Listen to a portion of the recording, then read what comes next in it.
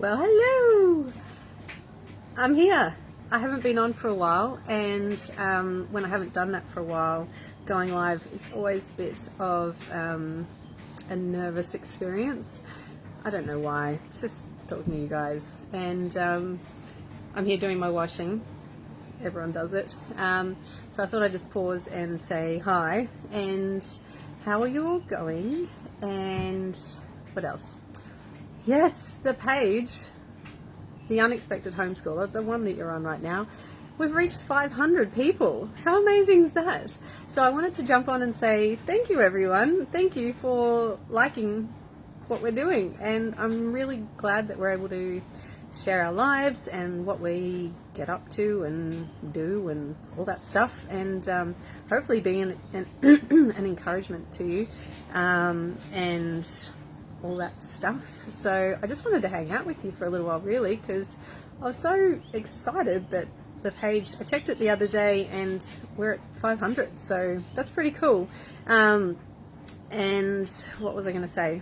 Oh, you know, the nervous throat thing that happens when you go live and I'm talking to the screen and I can see myself, but I'm actually trying not to look at myself. Anyone been in a Zoom call where you are doing your best not to, like, you know, check your teeth and eyebrows and everything else that goes with, you know, looking on screen? I'll do my best not to look there.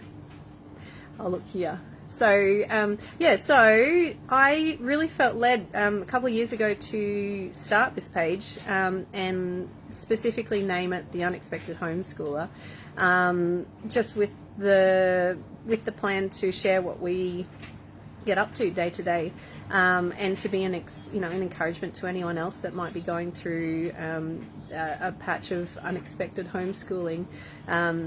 You know, we homeschool as a full-time thing, but I know the last few years a lot of people, you know, did it as a short-term thing, very unexpectedly. And so, you know, I just wanted to encourage you all that even if it was unexpected, it's definitely something that we can choose to embrace. And you know, it's an opportunity to spend more time with our kids that we wouldn't have previously got. And for me, that's a huge blessing to be able to spend time with our kids and really be intentional about the time that we have with them, and intentionally let them play at times that perhaps they previously wouldn't be playing. I'm going to try and slow down my talking because, again, I'm still feeling a bit nervous. So I'm going to go up and do my folding. You know, so I think it's really fun that we get to choose how we, you know, school our kids, and whether you've kept going with homeschooling or whether you have gone back to traditional schooling. Let me know in the comments below what your arrangement is, because I'm very curious. On this page, I know we've got a really big mix of people and what they do. I'd really be curious whether do you traditionally homeschool, as in like full-time homeschool, or are you doing it just, you know, as a temporary tryout thing? I'm very curious to see what you do. So let me know, you know, down there what you do. I'm going to try and balance this and it won't go black, hopefully. Hey, now I can do the folding while I talk to you. Also, I'm really curious where you're all from. I think most people are from Queensland, but I know we've got a few international people. So let me know in the comments below where you're from, and hi, it's so good to have you. So thank you very much for everyone who liked this page, shared this page with anyone.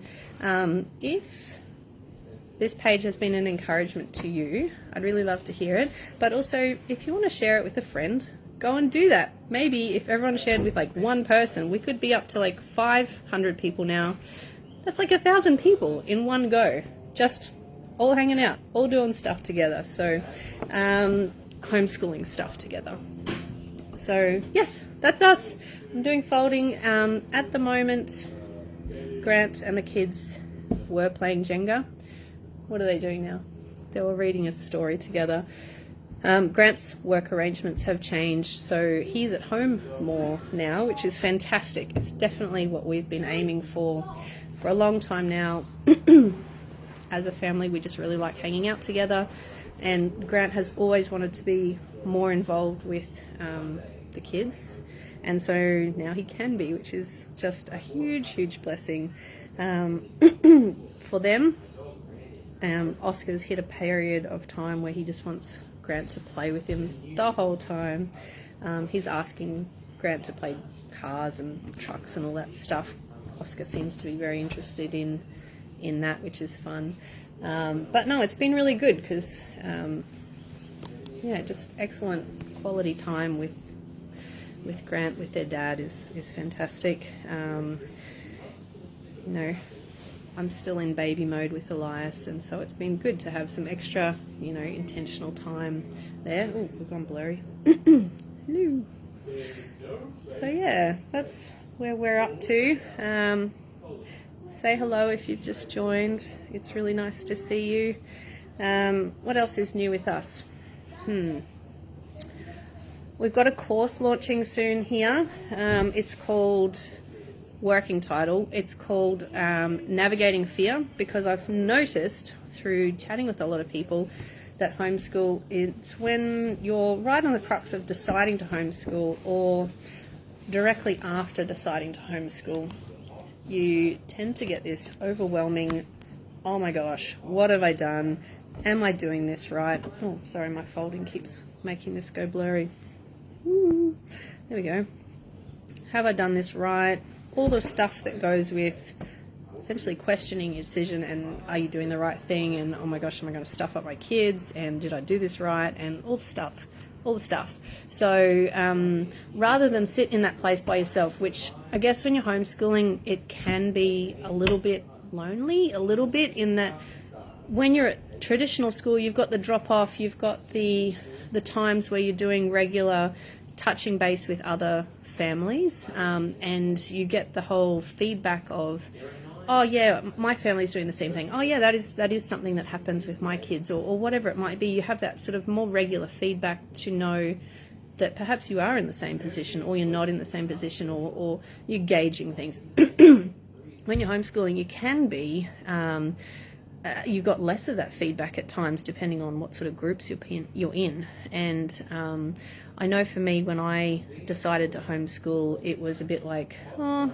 this is good. I know this is the right decision, but the feedback of, am I doing it right? Perhaps should I be changing things or not? Or all that sort of stuff. You just don't really know. And I found it really great to be part of a community and I was able to bounce ideas off other mums and get a feel for what would work for my family. And so that's what this course is designed to do.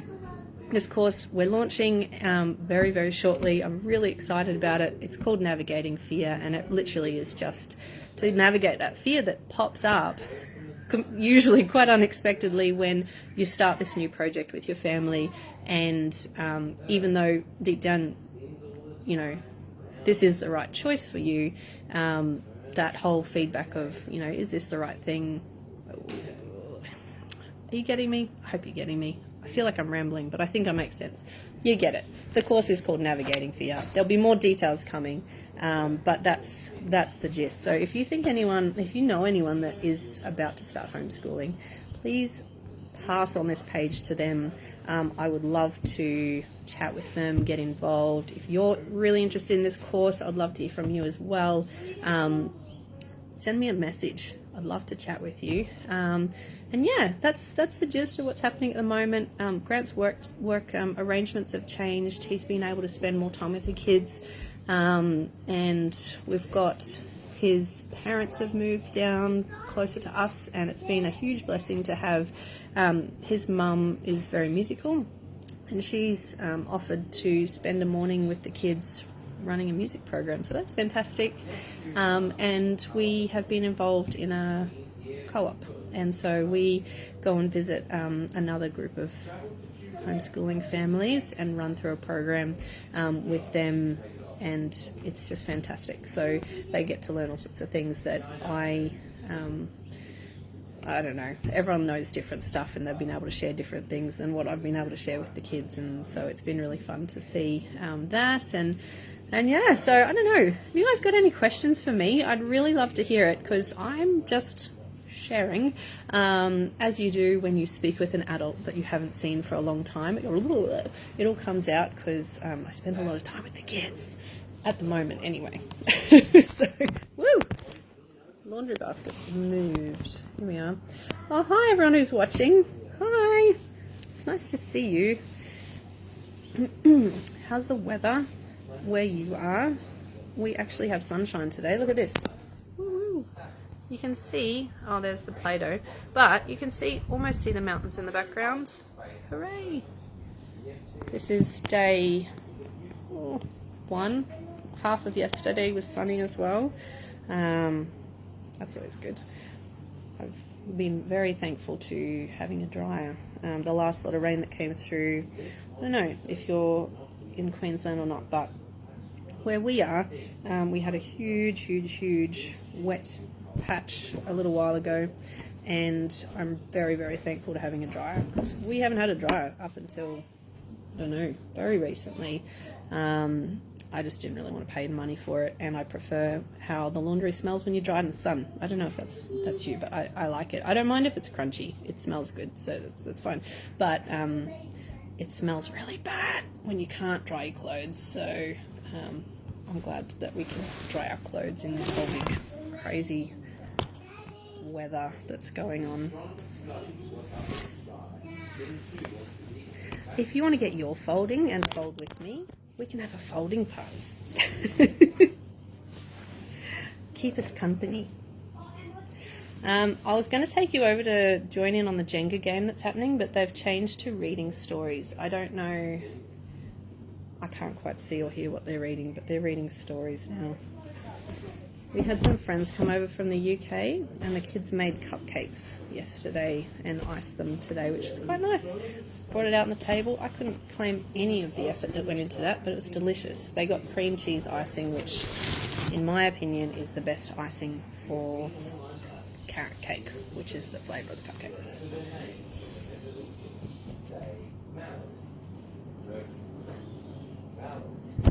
How have you all fared in the weather that's been going on? Hope you're all doing okay. Who have I got watching? Hi. Nice to see you.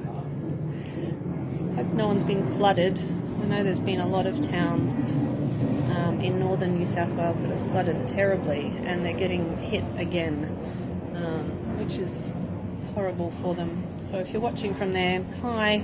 Please reach out if you need a hand with anything or anything like that. We'll see what we can do.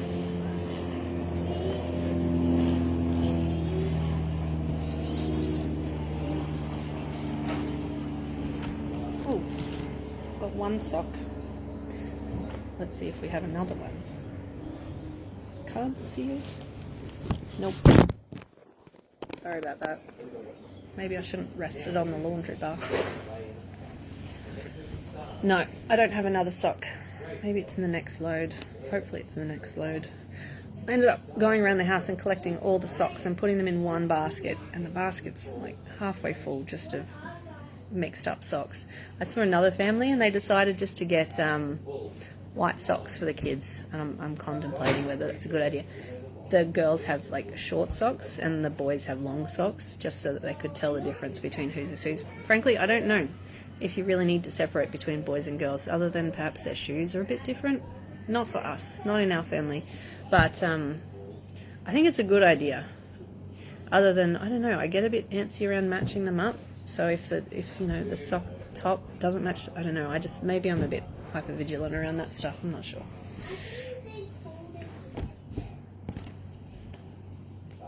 But I think it's a good idea having all one. Because I guess lately I've been thinking more about, yesterday I rearranged some of my clothing in my cupboard, because it was just trashed. It was terrible. And I really don't like living with a trashed room, even though I have been for a while. I don't think I can pull these things out of the basket without knocking the phone over. Hang on everyone. Let's see if I can do it. Oh, maybe. Oh, got it. There we go. Anyway, I was arranging my cupboard, my clothes, and it was very uncomfortable for me. I don't know why. I haven't worked out that whole emotional side of things yet, but I was listening to a lady who, you know, as you do, you listen to like a YouTube channel or something while you're you're doing whatever you do, whether it's cooking or something, just to, well, I did, to inspire me, perhaps give me some tips. I went from like Swedish death cleaning. Has anyone heard of that? Essentially, you're trying to like make it pleasant for anyone that has to go through your stuff after you die. I don't plan on dying anytime soon, but I think it's a good concept. I mean, I've got a lot of family that have a lot of stuff, and I have a lot of stuff. I know. Don't plan on keeping that much stuff, but at the moment, that's where I'm at. And I thought it was pretty good, but in terms of like stuff, I thought it was good. There was 2 questions you ask yourself where it's like, I don't know, something like, will I use this like right now, or will anyone else get more benefit or like it more, something like that. I'd have to look up the questions. Maybe you've gone through this process and are more familiar with it, but that was the gist of it. But I was doing clothes, so I changed. The lady who was talking, she also did a video on clothes, so I migrated over to the video on clothes. And she went through a way of deciding about your clothes differently than how I'd done, because in the past I'd tipped out all my clothes onto the bed. I know this isn't about homeschooling. We might get back around to that, but at the moment I'm just talking about sorting out my cupboard. And I'd tip out all my clothes, and I'd go through my clothes as to what I really love, and then what I maybe like, and then what doesn't fit or wasn't good anymore. But it just didn't work very well, because I'm very practical, and if something fit and it still worked, I'd tend to keep it even if I didn't really like it. And other than being pregnant and you expand and contract a little while over that space, I'm the same size that I was when I was in grade 10, something like that. Like, I fit all my clothes. Yesterday I pulled out a singlet that was from, I don't know, I think when I was at uni. That's, I don't know how many years ago. A long time ago. And it was still in good condition. And if I went with the same strategy that I did in the past, I would have put it back in my drawer, because it's still in good condition, it still fits, it could still keep me warm. Done. But you know what, when I went through it, I'm like, you know what, every time I go to put it on, I hesitate to bring it out of the drawer, and is there something else? I dig through the drawer looking for something. Is there something better? Because ultimately when I put it on, I didn't really feel very good about myself. I felt a bit, I don't know, again, it fit, it was fine, but when you put on a shirt that you really like, or a dress that you really like, and you're like, yeah, I feel good, I know I look good, and this is my thing. And it wasn't one of those things.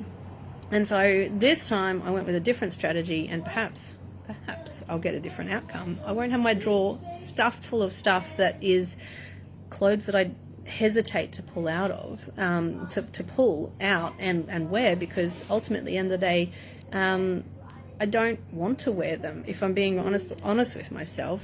But I wear them because I don't want to spend heaps of. I don't like shopping. I sometimes like shopping. I don't really like shopping. I don't like shopping with kids, and I don't really want to spend money on clothes, because I just think there's other things I want to do with my money right now, and that's fine. And if you like shopping, that's great. And if you want to spend your money on clothes, that's great too. Not an issue. It was just that's where I'm at the moment. My time and money I wanted to put elsewhere. But I decided that it was more important to, I guess, if I was doing my cupboard, if it was someone I was choosing for, how would I choose? And how much inventory do I want to keep managing? So do I want to keep managing all these things that practically speaking are fine and work and do the job? But no, at the end of the day, I don't want to keep managing that many piles of clothes and that much laundry and that much stuff. And so I decided to get rid of it.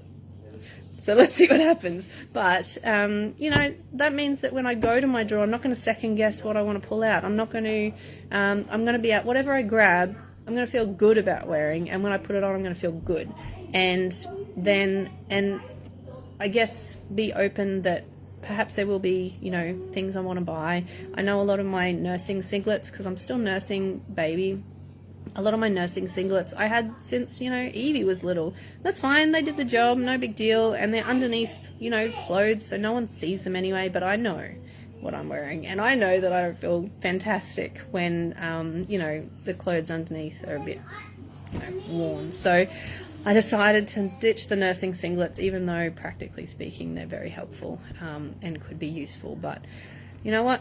We'll give it a go, because what I've worked out is that if you don't do it, you're going to get the same outcome over and over, and I wasn't happy with that outcome anymore. I was sick of it. So that's what I did yesterday. And in saying that, I've been taking that approach to a few different things lately, in that if I don't want to keep managing it, then that's me spending my time on something that I don't want to do anymore. And my time is important, and it should be taken important. So that's not correct English, but you get what I'm saying. So yeah, the lady in the video was talking about it being like a self-care kind of approach, and I think that's good, because if I was going through my cupboard, if I wasn't me and I was doing it for me, I know I'd take a different approach. I know I take a different approach when it comes to other people. But to me, I don't. So I don't know what the difference is there, but I think it's interesting that there is a difference, and I'm going to work towards not having a difference, because I want to treat myself in the same way that someone who really, really likes me and really, really cares for me would treat me. I don't know. Maybe a challenge to you.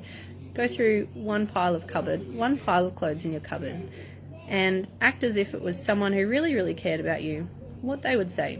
Would they be honest and say, look, you haven't worn it in so long, and actually you don't feel good wearing it, so give it to someone who might feel good wearing it, or donate it to someone who needs some clothes, or just get rid of it because it's really had its life and it's done its job. So yeah, give that a try. But in saying that, I'm taking that approach to a few different things right now, and I'm calling it reverse engineering. So I did a course the last couple of weeks with a few people.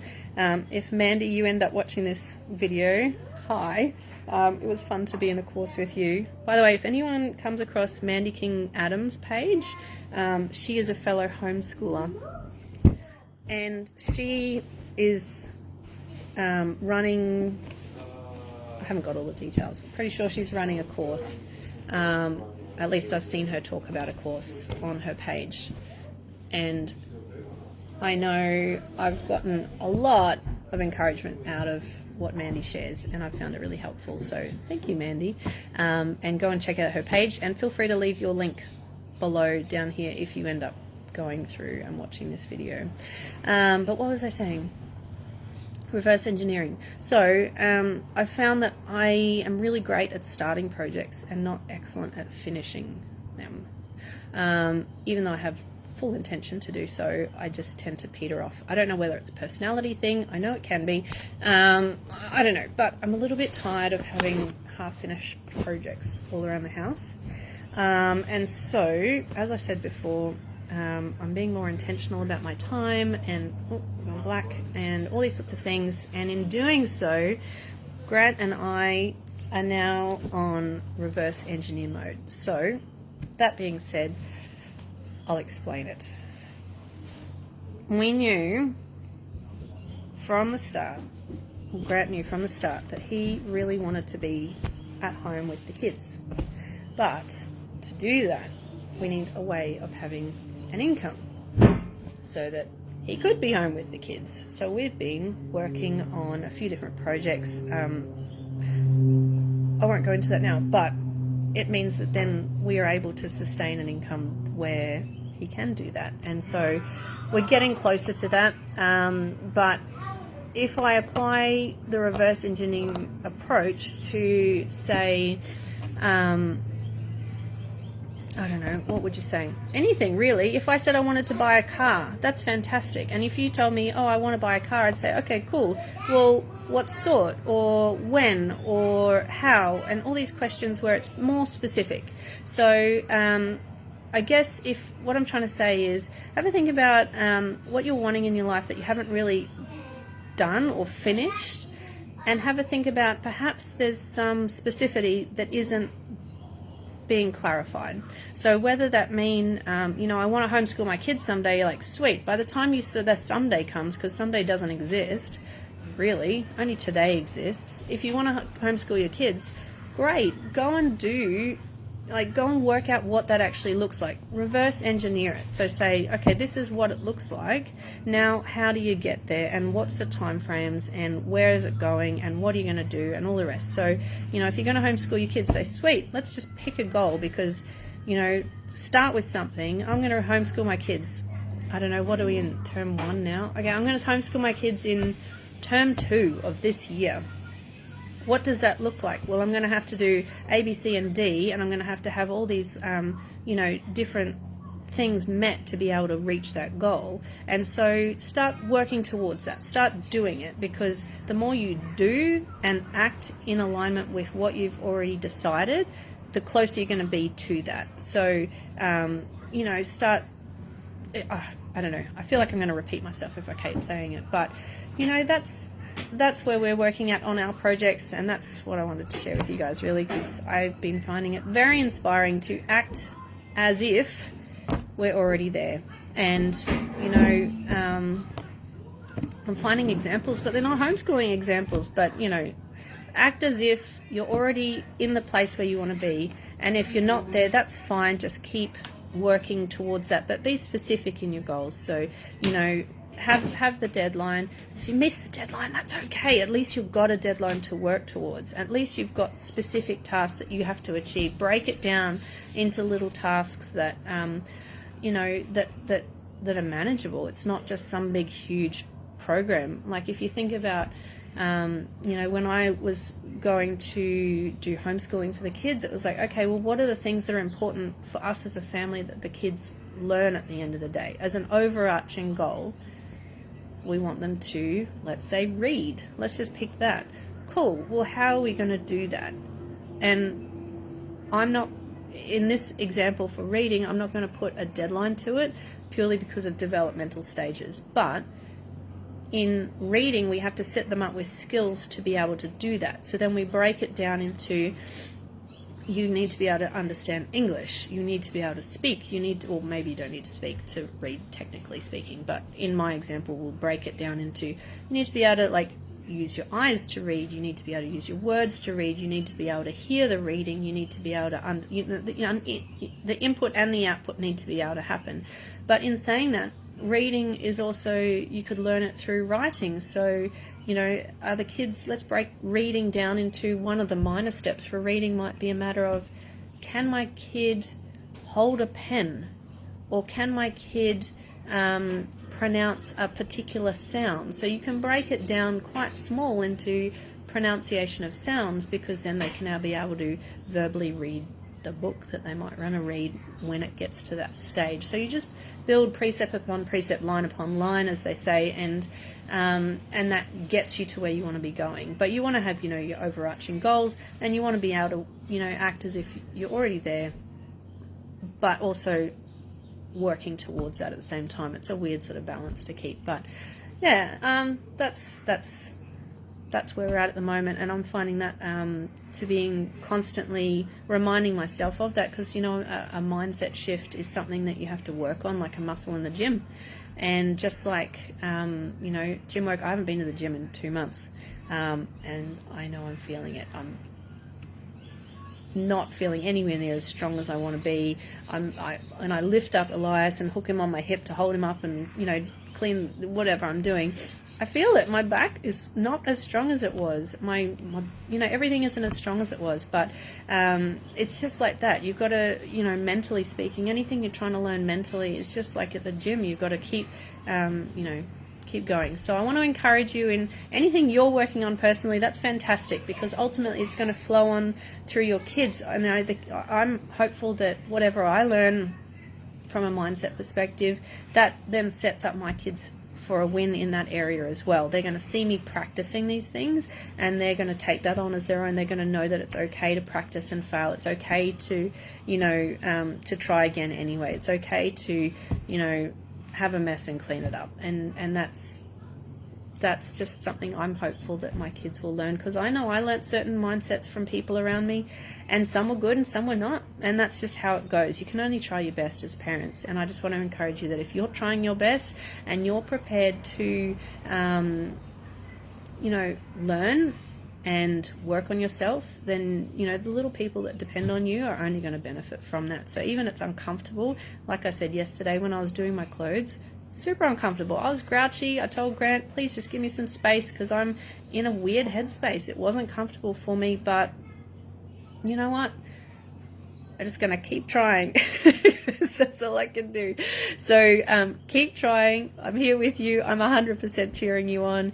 And yeah, like I said, it's so good to touch base with you. I'm talking a million miles an hour because I am nervous. Look, I don't know, is my hand still shaking? I haven't been on live for so long and it's not comfortable, but I really want to be here with you all, and I really want to inspire, encourage you. And yeah, keep an eye out for that course that's coming soon. If it's something that's interesting, it's going to be of interest to you, please reach out to me. I'd love to hear from you. And I think that's it for now. I've got one thing left to fold, but if I lift it out of the basket, the whole phone's going to fall over, so I'm not going to. I'd rather talk to you. So next time I'm going to do my folding. Perhaps we can have a folding party. Anyway, let me know. I'll talk to you another time, and I'll share what we're up to. And keep going. You're great. 500 followers. Amazing. I can't believe it. Oh, so cool. All right. Share with a friend if this has been great. Bye.